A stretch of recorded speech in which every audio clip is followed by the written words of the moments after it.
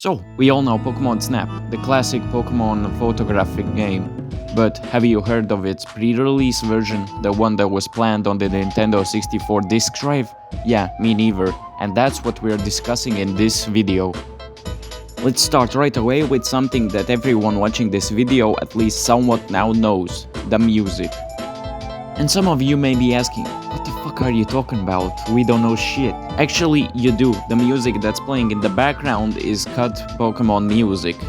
This specifically is boss music. I don't know, turns out that was supposed to be a boss, but okay. And the other now playing is a horror theme level, so they were trying to get spooky levels into the game, but I guess neither of them got in. Cool. Now, the levels themselves. Multiple Pokemon had different expressions, reactions, and animations. Like for example this Snorlax, which any of these expressions you couldn't find in the original game, even the level itself.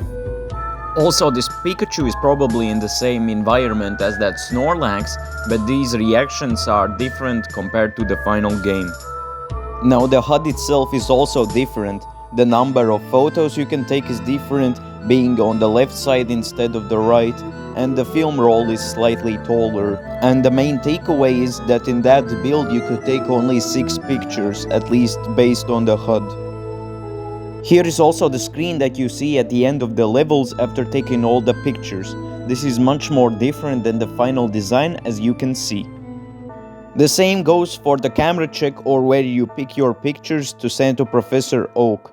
This, instead of the digital look, has a wooden spiral album design. This also doesn't have the Oak's mark option, so there's that. And the final HUD change that I could find is the zoom-in feature changes.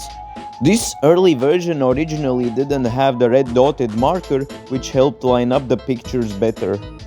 And the final part of this video, concept art for the stages and the map itself.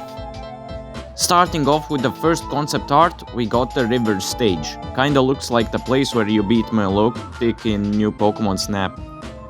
Then the next is probably an early stage of the volcano stage we got in the final version.